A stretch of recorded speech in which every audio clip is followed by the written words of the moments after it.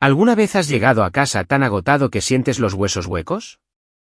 12 horas de pie, arrastrando palés y esquivando carretillas elevadoras en ese almacén helado.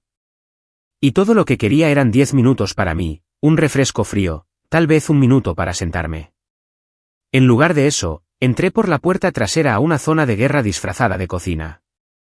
¿Vas a lavar los platos o te vas a quedar ahí parado como un pasmarote?, preguntó Stasi sin siquiera apartar la vista del fregadero. Ni un, hola, ¿qué tal tu día? Ni una mirada. Solo ese tono agudo y familiar, como si yo fuera un becario torpe al que le había tocado supervisar. Acabo de entrar, dije, dejando caer mis llaves en la encimera. ¿Puedo al menos quitarme las botas? Claro, espetó ella, girándose con un plato chorreando en la mano. Nuestro pobre héroe sobrecargado de trabajo. Perdona por interrumpir tu entrada real. La miré, con la garganta ya apretada. Tenía esa mirada de nuevo, la que mezclaba aburrimiento con desprecio. El pelo rubio recogido en un moño desordenado, mallas de gimnasio y un sujetador deportivo, como si realmente hubiera ido al gimnasio. Pero no lo había hecho. Simplemente lo usaba por casa como si le diera un propósito. Me ocuparé de ellos después de sentarme, dije en voz baja, intentando calmar su humor. Ella se burló. ¿Después de sentarte? Por Dios, Matt. Los hombres de verdad no necesitan tiempo de recuperación después de un turno en el almacén. Algo dentro de mí se encendió, rápido y ardiente. ¿Alguna vez has trabajado 12 horas levantando cajas por $19.50 la hora?, pregunté, acercándome. ¿Alguna vez has llegado a casa con la espalda tan contracturada que no puedes ni respirar? Ella puso los ojos en blanco. Ya empezamos. El discurso de mártir. No, dije, con la voz más afilada ahora. Solo estoy harto de la porquería que sueltas como si fuera normal. Fue entonces cuando se rió. No una risa real. Una de esas crueles y nasales. ¿Harto de mí? ¿Crees que disfruto estando casada con un tipo que todavía recorta cupones? ¿Crees que presumo de eso en el brunch? Sentí que algo se apretaba en mi pecho. Has cambiado, murmuré. Con los brazos cruzados, respondió, no, solo dejé de fingir que era suficiente. Esa dolió. No respondí. No podía. Solo me quedé mirando a la mujer que solía trazar círculos en mi palma mientras veíamos reposiciones de madrugada. La mujer que una vez dijo que yo era su hogar. Ahora era una decepción de la que no podía esperar para avergonzarse. Voy a trabajar. Pago las facturas. Llego a casa para esto, dije, señalando la cocina como si eso lo explicara todo. Oh, felicidades. Eres un adulto funcional, espetó. ¿Quieres una medalla?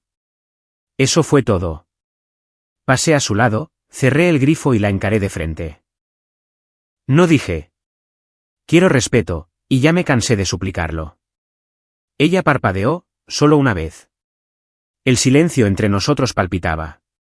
No eres un hombre, Matt dijo, con la voz baja ahora.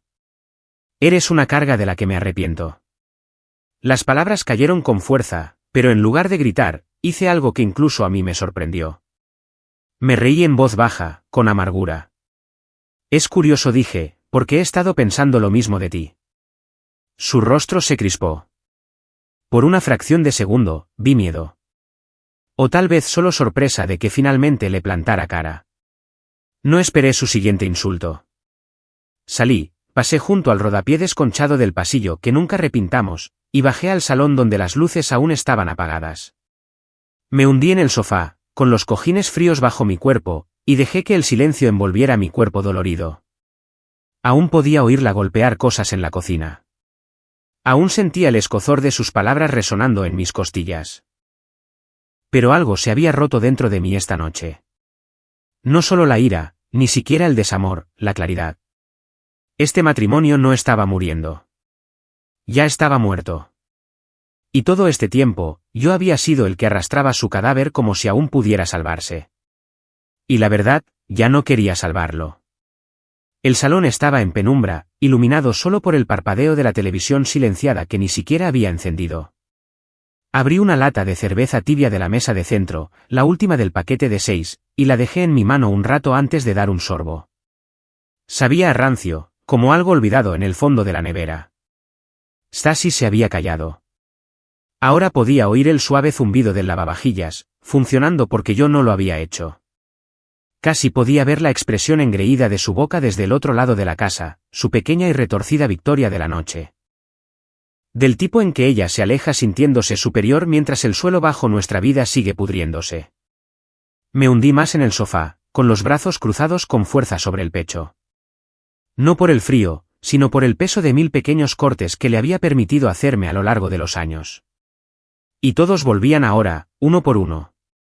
Como esa tarde delante de su hermana Megan, la que siempre se vestía como si estuviera audicionando para un reality show.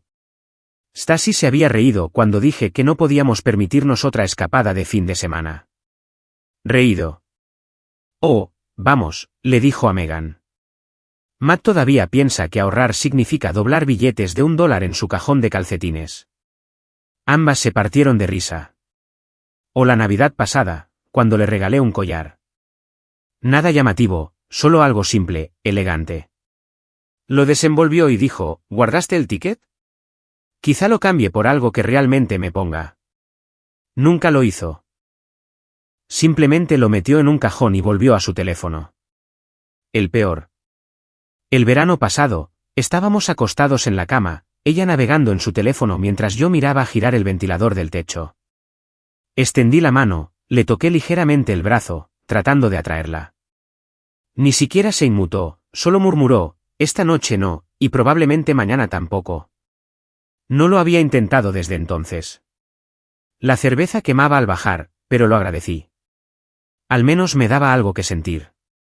Miré la pantalla oscura frente a mí, su reflejo opaco y vacío como un espejo en el que no quería mirarme demasiado de cerca, porque la verdad era que había pasado años aferrándome a la idea de que se suponía que el matrimonio debía ser difícil.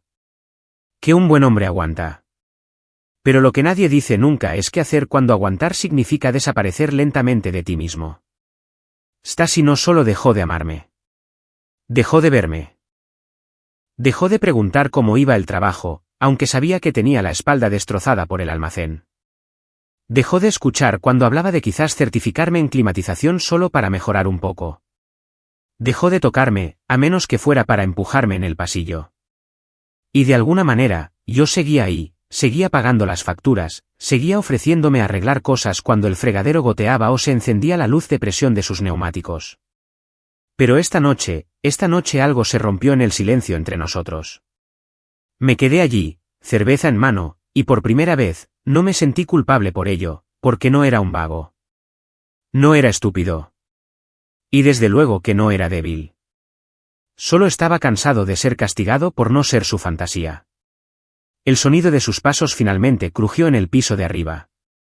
Se iba a la cama. ¿Bien? Me quedé abajo, mirando a la nada, y dejé que ese silencio se asentara en mí. No como una ausencia, sino como un consuelo. Mañana, me levantaría y volvería al trabajo. Mismas botas, mismos moratones, mismo aire frío, pero algo sería diferente. Aún no sabía exactamente qué. Solo sabía que ya me había cansado de disculparme por ser el hombre que se quedó. La cocina se veía igual esa mañana.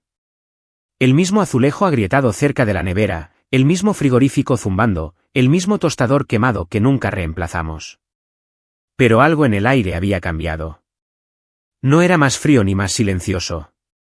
Ahora era mío. Yo ya estaba en la mesa cuando Stacy bajó. Aún no estaba vestida, solo una sudadera con capucha y pantalones de pijama, pero sus ojos me localizaron al instante. No dije nada. La dejé caminar descalza por el suelo que nunca limpiaba, sacar una taza del armario. ¿Por qué te has levantado tan temprano?, preguntó secamente. No respondí de inmediato. Solo seguí sorbiendo mi café. Negro, sin azúcar. Parecía más fuerte de lo habitual. Finalmente, dije, tenemos que hablar. Stacy soltó una risa corta y hueca. Oh, genial. Ya empezamos. ¿Es otra vez por los platos? No dije. Es por todo. Dejó de remover la crema en su taza. Sus ojos se entrecerraron. ¿Qué quieres decir? No parpadeé. A partir de hoy, la forma en que funciona esta casa va a cambiar. Yo manejo el dinero. Tú manejas la casa. Esa es la línea. Me miró como si acabara de anunciar que me mudaba a Alaska. Perdona, dijo. ¿Tú manejas el dinero? Asentí una vez. Con calma. Ya he transferido todos los fondos conjuntos a una cuenta personal. He redirigido el depósito de la nómina. Ya está hecho. Por un segundo, lo vi. La rigidez en su espalda, la inclinación de su mandíbula, su agarre en la cuchara vaciló. ¿Qué has hecho? Yo pago la hipoteca, las facturas. Te daré lo que necesites para la compra, las cosas de la casa, pero no más tarjetas conjuntas. No más gastar nuestro dinero en brunches con Megan o fines de semana sorpresa en un spa. No puedes simplemente. Puedo, dije en voz baja. Y lo he hecho. Se acercó a la mesa rápidamente, se plantó justo enfrente de mí como si intentara dominar el momento. Pero no era más alta que yo. No hoy. Tú no puedes poner reglas así. La miré a los ojos, directamente. Si puedo, cuando soy el único que juega para el equipo. Un instante de silencio. Su labio se curvó. ¿Esto es algún patético intento de poder? ¿Algún triste y pequeño gesto para hacerte sentir como un hombre? Negué con la cabeza, lenta y firmemente. No se trata de ser un hombre. Se trata de haber terminado. ¿Terminado con qué?, replicó ella, cruzando los brazos con fuerza sobre el pecho. Terminado de que me falten al respeto en mi propia casa. Eso le llegó. Parpadeó, solo una vez. Esa ira defensiva que llevaba como una armadura. No la protegió de esto. No de este cambio silencioso. ¿Qué? ¿Ahora te crees un tipo duro? ¿Dictando las normas como si estuviéramos en los años 50? Casi sonreí. No porque fuera gracioso, sino porque el pánico en su voz comenzaba a asomar. Creo que soy el tipo que ha estado trabajando 60 horas a la semana mientras tú me tratas como una audición fallida, dije. Y no voy a seguir haciéndolo. Apartó la vista, con la mandíbula crispada. La vi calcular, como siempre hacía, tratando de girar el momento a su favor. Pero este no giraba. Simplemente se quedó ahí, pesado, final. Cuando volvió a mirarme, su voz había bajado un tono. ¿Entonces, crees que esto te hace fuerte? No dije, pero sé que me hace libre. No respondió, no gritó, no discutió. Simplemente se quedó allí, en silencio, como si esperara que yo flaqueara. Pero no lo hice. Tomé otro sorbo de mi café y dejé que el silencio se alargara. Y cuando me levanté y pasé a su lado, no necesité decir nada más, porque por primera vez en años, me escuchó alto y claro sin que yo levantara la voz en absoluto. La campana sobre la puerta emitió ese familiar tintineo sordo cuando entré en la ferretería. Había aceptado este trabajo a tiempo parcial hace 6 meses, los fines de semana, alguna que otra tarde entre semana. No era glamuroso, pero mantenía las luces encendidas cuando las horas extras en el almacén escaseaban. Los estantes siempre olían ligeramente a serrín y aceite de motor. Ese olor solía hacerme sentir cansado. Hoy, me hacía sentir estable. Fiché detrás del mostrador y saludé con la cabeza al viejo Joel en el pasillo 3. Estaba colocando pistolas de masilla, tarareando algo que sonaba como Johnny Cash con un resfriado. Joel andaba por los 50, usaba tirantes sin ironía y poseía esa clase de calma que solo se obtiene tras sobrevivir a una vida dura sin volverse amargado. Todos lo llamaban, el viejo, pero era más avispado que la mitad de los adolescentes que contratábamos. Echó un vistazo por encima del hombro y me dedicó su habitual sonrisa irónica. Pareces un hombre que ha encontrado la fe o ha perdido un juicio. Solté una risa cansada. Algo intermedio. Joel se apoyó en el carro e inclinó la cabeza. ¿Tan mal en casa, eh? Me quedé helado por un segundo. No porque se equivocara, sino porque lo había leído tan rápido.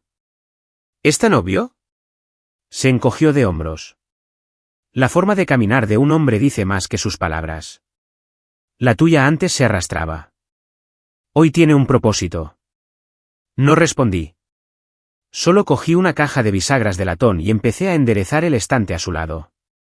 Joel no insistió, no curioseó. Eso fue lo que me hizo hablar. Cambié las reglas, dije, manteniendo la voz baja. En casa. Tomé el control del dinero. Puse límites. Joel soltó un suave silbido. ¿Y qué tal fue eso? No lanzó nada, dije. Así que, mejor de lo esperado. Él se rió entre dientes. Algo es algo. Una pausa. Luego añadió, me llevó 20 años darme cuenta de que no puedes hacer que alguien te respete a base de amor. Ojalá lo hubiera aprendido antes. Esas palabras quedaron suspendidas entre nosotros por un instante. Me volví hacia él. ¿Te quedaste? Sacudió la cabeza en silencio. Demasiado tiempo. Asentí. Eso dolió más de lo que esperaba. Joel metió la mano en el bolsillo de su chaleco y sacó una tarjeta de visita gastada. Blanca.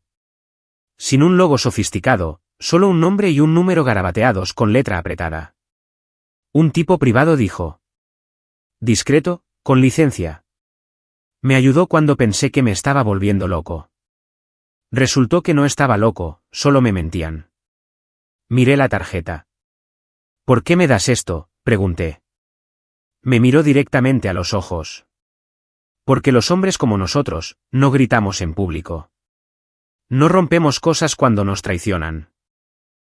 Simplemente lo llevamos dentro. En silencio. Pesadamente. Pero mereces saber si lo que llevas es la verdad o solo el peso de sus mentiras. Mi mano se cerró lentamente alrededor de la tarjeta. Joel me dio una palmada en el hombro. No la uses si no estás preparado, pero no finjas que la paz es lo mismo que el silencio. Se fue entonces, tarareando de nuevo como si no hubiéramos hablado de la verdad más desgarradora en la vida de un hombre. Me quedé allí un buen rato, mirando esa tarjeta como si pudiera quemarme la palma de la mano. No la guardé en mi cartera. La metí en el bolsillo del pecho, cerca del corazón. No porque quisiera venganza, sino porque por primera vez en mucho tiempo, quería dejar de sentirme loco. La casa estaba silenciosa ahora. No en paz, no cálida, solo calculadora. Stasi empezó a hacer las tareas, los platos, la colada. Incluso pasó la aspiradora por el pasillo de arriba. El que solía decir que era tu trabajo, ya que tus botas lo rozan más. Pero no lo hacía con amabilidad. Lo hacía como una mujer en libertad condicional. Cada movimiento rígido, frío, como si solo lo hiciera para que yo no tuviera nada que reprocharle más tarde.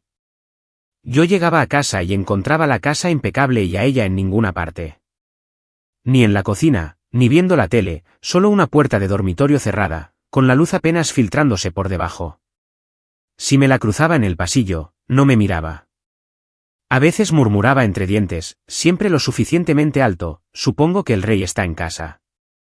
Espero que la cuenta bancaria siga a salvo. Pequeñas puñaladas, veneno mezquino. Pero lo dejé pasar, porque el silencio es un arma mejor que la rabia cuando buscas la claridad. El teléfono era lo peor. Ahora estaba pegada a él. Constantemente enviando mensajes, siempre sonriendo con suficiencia a lo que leía, los dedos moviéndose rápido. A veces entraba en una habitación y ella se ponía rígida, apagaba la pantalla a mitad de la frase. Una vez la oí reír en la cocina, sola con la ventana abierta. Me asomé por la esquina, lenta y silenciosamente. Estaba apoyada en la nevera, el teléfono pegado a la oreja, la voz baja y suave. No, ¿de verdad cree que así está tomando el control? Sí, lo sé. No puedo decir mucho ahora mismo. Te llamo luego. Vale. Entonces se giró y se quedó helada. Su sonrisa murió en el instante en que me vio. No dio explicaciones, simplemente se metió el teléfono en el bolsillo de la sudadera y salió de la habitación. No la seguí, no la confronté, porque esa llamada decía más de lo que una discusión jamás podría. Tenía a alguien, o estaba planeando algo con alguien. Y si no tenía cuidado, encontraría la manera de volver a ponerlo todo en mi contra. Así que observé, tomé notas mentales. Incluso su olor cambió. Solía usar ese perfume de vainilla que le compré en nuestro aniversario hace 2 años. Decía que la hacía sentir suave pero peligrosa. Ahora era algo nuevo, más intenso, más dulce, más caro, y se aferraba a ella como una máscara que no quería quitarse. Por la noche, se quedaba en el sofá con su portátil hasta mucho después de medianoche. Fingía estar mirando webs de decoración, pero no engañaba a nadie. Una noche, me levanté sobre las 2 de la madrugada para coger agua. Al pasar por el salón, vi su reflejo en el cristal oscuro de la ventana. No estaba en una web de decoración. Estaba revisando mensajes de Instagram, con el teléfono inclinado sobre su regazo, susurrando a sus AirPods. No me vio, y no dejé de caminar. Simplemente volví a la cama, me quedé mirando el techo, escuchando el débil tecleo de su teclado abajo. Fue entonces cuando supe que esto no era solo un cambio de poder. Era una guerra fría. Ella estaba jugando su partida, manteniendo la casa, llevando el delantal. Pero por debajo de todo, seguía intentando ganar. Y tal vez pensaba que ya lo había hecho. Pero la verdad es que yo ni siquiera había empezado a jugar. Comenzó con un portazo de un armario, luego otro. Al tercero, ni siquiera levanté la vista de la mesa de la cocina. Stacy ahora caminaba de un lado a otro, descalza, todavía con esa sudadera negra gastada que siempre usaba cuando se estaba recargando, solo que esta vez sus ojos tenían de nuevo ese brillo salvaje, como si se preparara para una tormenta o estuviera a punto de provocar una. No dijo nada al principio, simplemente se quedó junto a la encimera, con los brazos cruzados y la mandíbula apretada como una piedra. Yo sorbí mi café, impasible. Entonces lo dijo, tan casualmente que casi sonó a broma. Necesito 7 días a solas. Dejé la taza lentamente. ¿Cómo dices? Me voy, dijo, por una semana. Necesito espacio. Tiempo para pensar, ya sabes. Respirar. ¿Sobre qué? Puso los ojos en blanco como si la respuesta fuera obvia. Sobre nosotros. Ahí estaba. La jugada final de ajedrez en la larga y silenciosa partida que había estado jugando. No una explosión, no una bofetada, ni siquiera un insulto. Solo la apariencia de la lógica. Espacio, tiempo, aire. Excepto que ya podía oler la mentira. ¿A dónde?, pregunté. A un lugar privado, murmuró. No te preocupes por eso. Se dio la vuelta para irse, pero me levanté. ¿Privado como un hotel? No. ¿Entonces qué? ¿Un spa? ¿Una cabaña? Dudó solo una fracción de segundo, pero esa pausa lo dijo todo. No tienes derecho a interrogarme, espetó, girándose. No te pedí permiso. Te lo dije por cortesía. Me adelanté, con la voz tranquila pero firme. ¿Estás casada conmigo? Eso significa que no desapareces sin más durante una semana dejándome aquí con preguntas y un armario medio vacío. Sus ojos brillaron y por un segundo pareció dispuesta a lanzarse a una pelea a gritos. Pero en lugar de eso, sonrió. Lentamente. Heladamente. Quizás si hubieras sido menos controlador, no sentiría la necesidad de escaparme. Subió las escaleras entonces, como si la escena hubiera terminado. Telón cerrado. 20 minutos después, bajó con una única maleta gris. Las ruedas resonaron sordamente sobre el suelo de madera. Sin beso de despedida, sin nota, solo un bolso al hombro y esa sonrisa engreída e indescifrable. No me esperes despierto, dijo al pasar. La puerta se cerró tras ella con un suave clic. Y me quedé allí, mirando el espacio donde ella acababa de estar, el silencio más pesado de lo que había sido en semanas. Esperé hasta que su coche dobló la esquina. Luego fui al cajón donde guardaba la tarjeta de Joel. Todavía allí, intacta, esperando. Marqué. Un hombre respondió al segundo timbre. Investigaciones Fields. Dudé solo un momento. Luego, mi nombre es Matt Larkin. Necesito que sigan a alguien discretamente. A partir de esta noche. La voz al otro lado era tranquila. Profesional. Cuéntemelo todo. Y lo hice. Nombre, coche, matrícula, detalles físicos, patrones. No le dije que ya sabía lo que encontraría. Pero en el fondo, lo sabía. Ya no se trataba de adivinar. Se trataba de confirmar, porque fuera lo que fuera a lo que Stasi estaba huyendo, ya me había perdido en el momento en que se fue con esa maleta como si yo no fuera a notar el vacío que dejaba atrás. 2 días. Eso es lo que tardó el mundo que ya sospechaba en convertirse en uno que ya no podía dejar de ver. Roger Fields apareció justo a tiempo.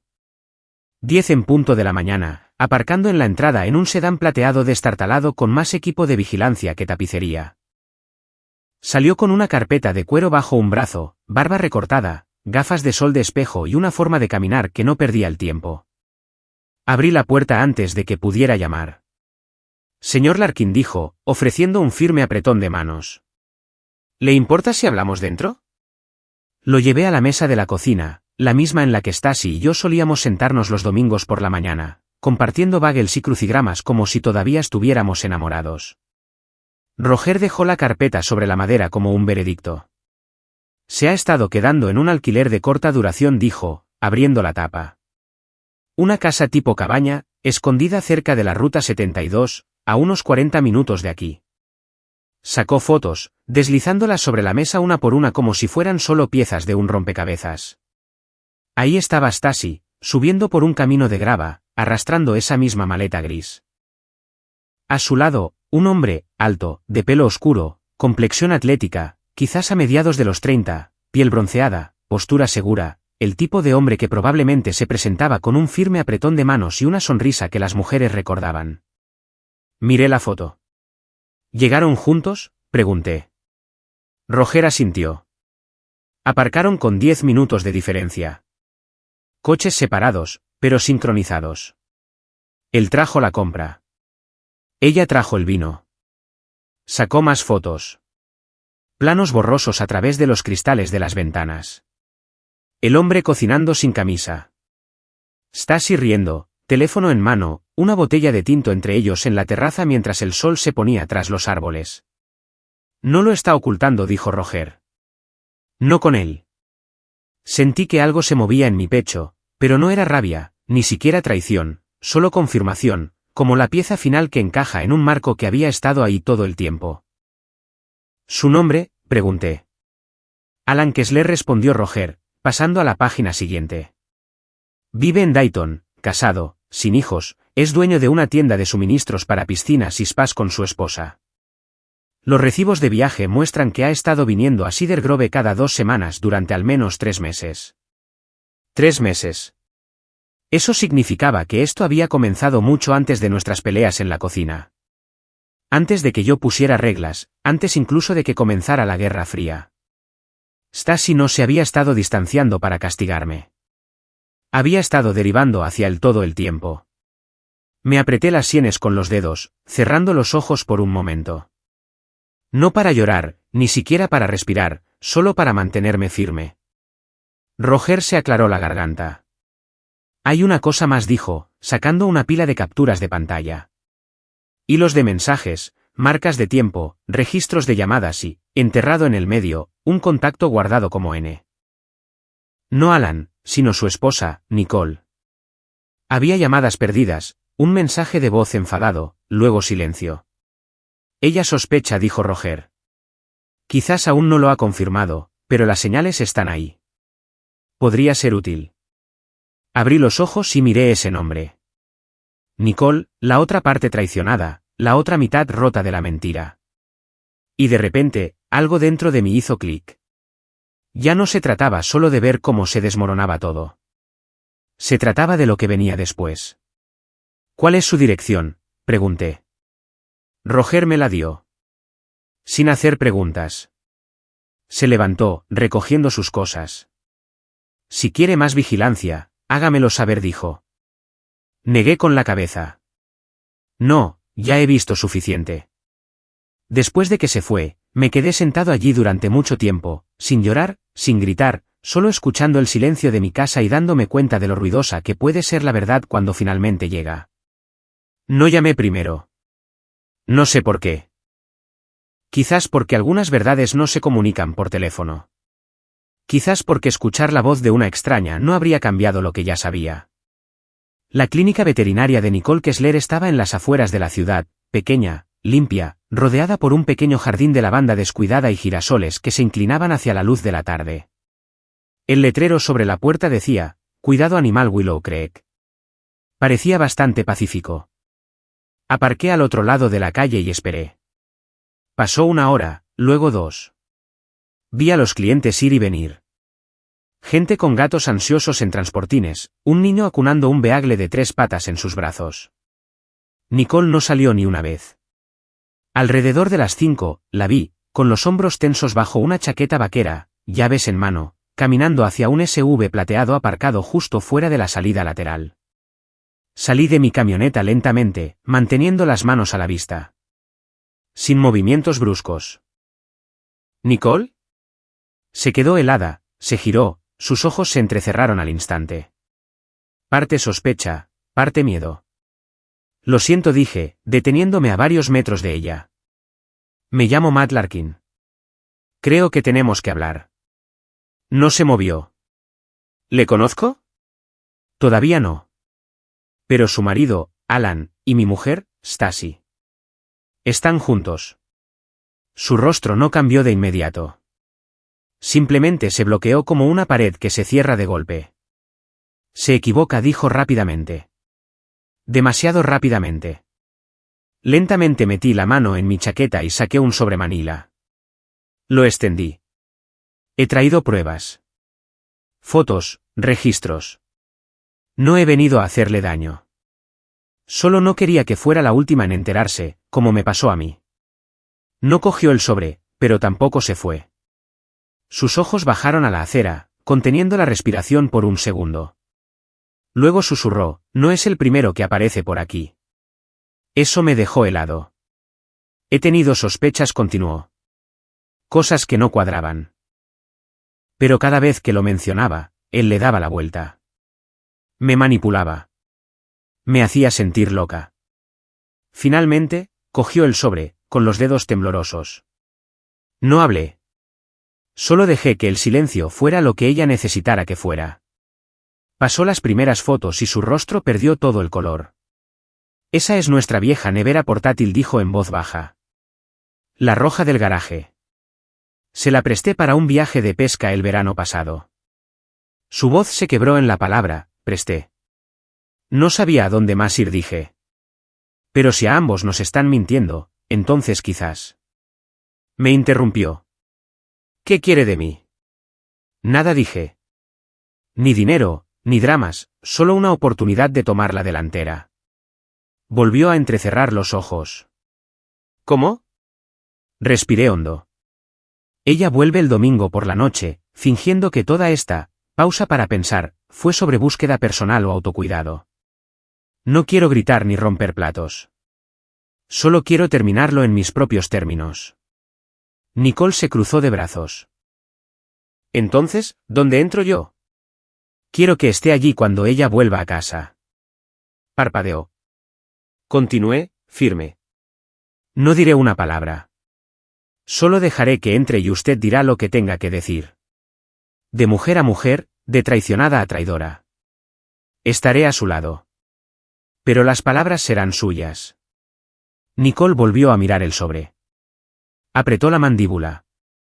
Y luego, lentamente, asintió. Una condición, dijo. Dígame. Quiero que vea que no solo me he roto, susurró. Quiero que sepa que ha perdido. Asentí una vez. Lo sabrá. Y allí mismo, en la luz mortecina del aparcamiento de una clínica veterinaria, 2 extraños hicieron un pacto tácito. No por venganza, sino por dignidad. La noche del domingo llegó con una quietud que parecía ensayada. El tipo de silencio justo antes de que se levante el telón. Había limpiado la casa esa mañana. No por ella, sino por mí. Los suelos estaban barridos. Los platos, lavados. Incluso la tele estaba apagada, sin dejar nada entre nosotros y el sonido de lo que fuera que estuviera a punto de suceder. Nicole llegó temprano. Se quedó justo dentro de la puerta principal, con los brazos cruzados y la respiración tranquila. Sin maquillaje, con el pelo recogido. No necesitaba una armadura. La verdad era suficiente. No hablamos mucho, solo intercambiamos un pequeño asentimiento y esperamos. A las 7:14 de la tarde, el familiar quejido del coche de Stasi resonó en la entrada. No me moví. Nicole no se inmutó. Escuchamos el motor apagarse, la puerta del coche cerrarse de golpe, sus tacones repiqueteando en el sendero de entrada como si fuera dueña de cada centímetro de cemento. La llave se deslizó en la cerradura, la puerta se abrió y Stasi entró en su momento. Se quedó helada en el instante en que vio a Nicole. Ni un abrazo. Ni un, ya estoy en casa. Solo una respiración contenida a media garganta. Nicole se adelantó con calma. Usted no me conoce, dijo. Pero yo sí la conozco a usted. Los ojos de Stasi se clavaron en los míos. Matt, ¿qué es esto? Yo no la he invitado, dije. Se ha invitado ella misma. La voz de Nicole no tembló. Soy la esposa de Alan.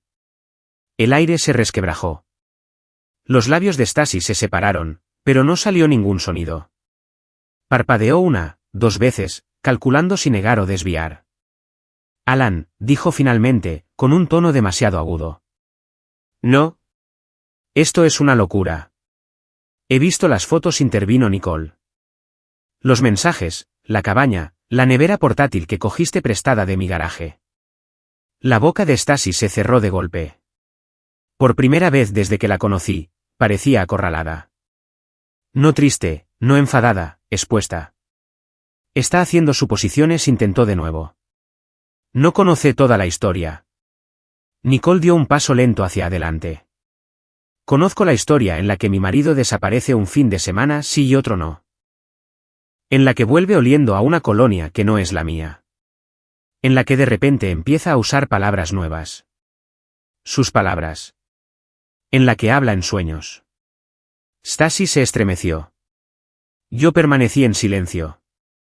Esto ya no era mi historia. Nicole tenía ahora el control total.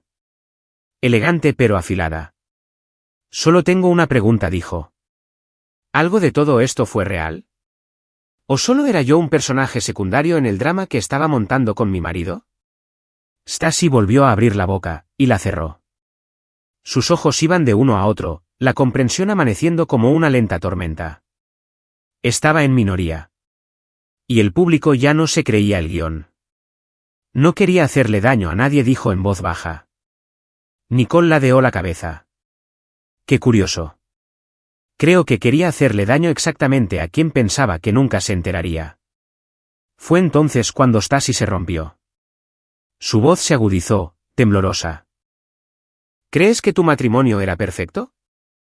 ¿Sabes lo que es ser invisible? ¿Ser ignorada? Nicole no parpadeó. Así que, ¿engañaste por atención? Necesitaba más, espetó Stasi de repente, en voz alta, con la respiración entrecortada. Matt dejó de esforzarse. Me sentía como un fantasma en mi propia casa. Me levanté entonces, no para discutir, sino para hablar. Eras un fantasma porque te convertiste en uno. Dejaste de estar presente mucho antes de que yo dejara de intentar alcanzarte. Se volvió hacia mí, con los ojos húmedos. Entonces, ¿esto es todo? ¿Vas a tirarlo todo por la borda? La miré de verdad a la mujer que una vez me cogió de la mano en el funeral de mi padre, que solía escribir notas en mi fiambrera cuando nos casamos.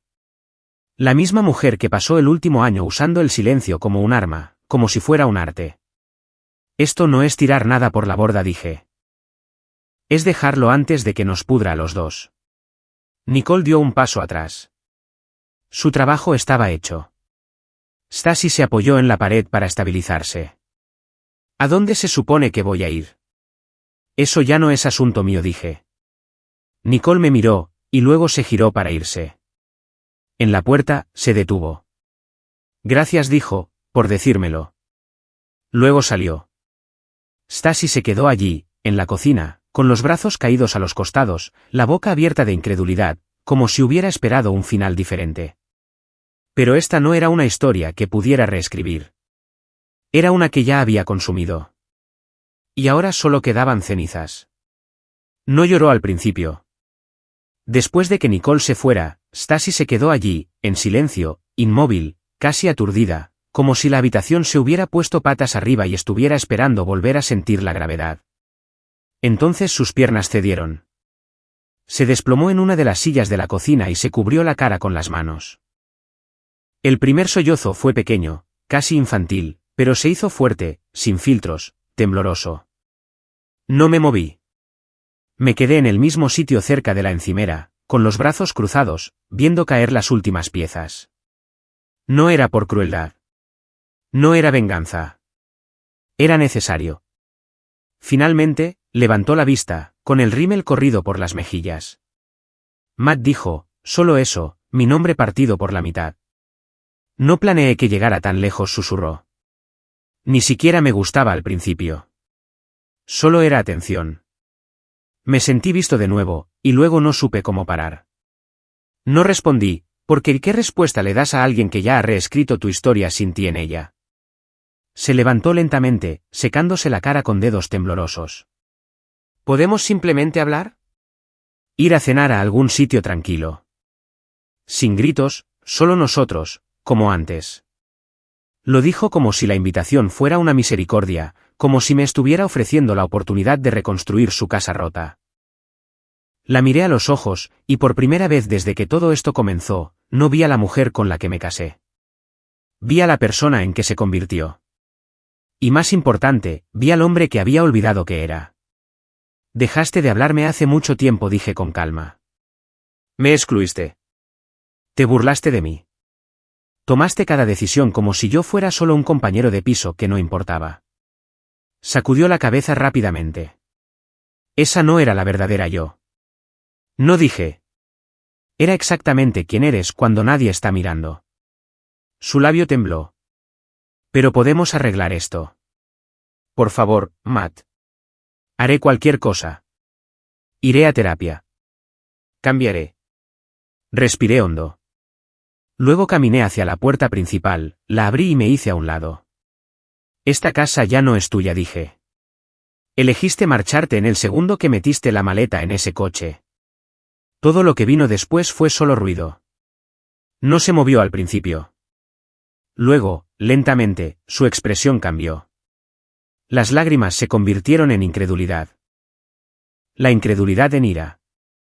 ¿De verdad estás haciendo esto? Asentí. Ya lo he hecho. Dio un paso adelante, con el pecho agitado. Después de todo, después de todos los años que te di. No dije. No después de todo. Después de esto. Después de las mentiras, después del silencio, después de la infidelidad. Se quedó allí otro segundo, respirando con dificultad como si fuera a gritar o a suplicar de nuevo. Pero entonces, con una exhalación aguda y amarga, cogió su bolso y salió. Sin maleta esta vez, solo ella. La puerta se cerró tras ella. Y no me sentí más ligero. No me sentí victorioso. Simplemente me sentí limpio, como una herida finalmente expuesta al aire. Me quedé un rato en el umbral, dejando que la noche se asentara a mi alrededor. La brisa era suave.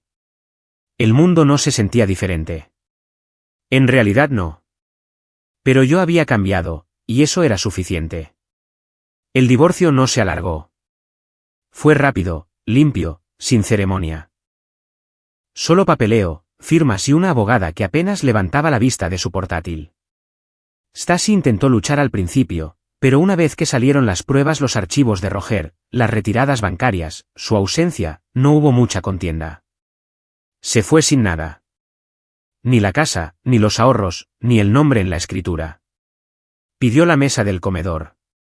Dije que no. Un mes después, me enteré por los rumores que la esposa de Alan, Nicole, también había presentado la demanda. Solo que ella no se detuvo en el divorcio. Fue a por el negocio, vació las cuentas, se quedó con la mitad de la empresa y dejó a Alan solo con una placa con su nombre y una mala calificación en Yelp. Se rumoreaba que intentaron mudarse juntos después. Dos personas rotas bajo un mismo techo, intentando fingir que era amor y no escombros. No duró. No estaban hechos para sobrevivir a las consecuencias. Y yo, no publiqué nada al respecto. No lo anuncié. Simplemente viví. La casa se volvió más silenciosa, pero no de forma hueca. Cambié las cortinas del salón, pinté el cuarto de invitados de un verde bosque profundo, empecé a correr por las mañanas. Un jueves por la tarde, encontré una pequeña nota metida bajo el limpiaparabrisas. Sin nombre, solo 4 palabras, escritas a mano con una caligrafía limpia. Un café si estás libre. Debajo, un número. La miré durante un buen rato antes de darme cuenta de que conocía la letra. 2 días después, me encontré con Nicole en un pequeño café escondido entre una librería y una floristería. Terreno neutral, música suave, el tipo de lugar que no se esforzaba demasiado por ser encantador. Ella ya estaba allí, con un suéter negro, las manos alrededor de una taza caliente, la mirada firme, pero más suave de lo que recordaba. No pensé que volvería a saber de ti, dije, deslizándome en el asiento frente a ella. Yo tampoco, respondió. Pero luego me di cuenta de que nadie más entiende esta historia como nosotros. No hablamos de Alan ni de Stacy. Hablamos de todo lo demás, del trabajo, de libros, de manías de la infancia, de la extraña y lateral alegría de reconstruir algo dentro de ti después de que alguien más intentara llevárselo. Ella sonrió, de forma genuina, tranquila, real, y me di cuenta de cuánto tiempo había pasado desde que alguien me miraba sin juzgar. No hicimos promesas. No coqueteamos. Simplemente nos sentamos en el mismo silencio que una vez nos destrozó. Y esta vez, dejamos que nos sostuviera como un hilo suave en lugar de una soga. Pasó 1 hora, luego 2. Cuando nos levantamos para irnos, me miró y dijo, «No eres quien eras el día que llamaste a mi puerta». Lo sé, dije. Tú tampoco. Nos despedimos con un abrazo. No el comienzo de algo, ni el final, solo un momento compartido entre 2 personas que sobrevivieron. Y quizás eso es lo mejor que se puede pedir después de todo. Ni venganza, ni validación, solo paz y la dignidad que proviene de elegirse finalmente a uno mismo.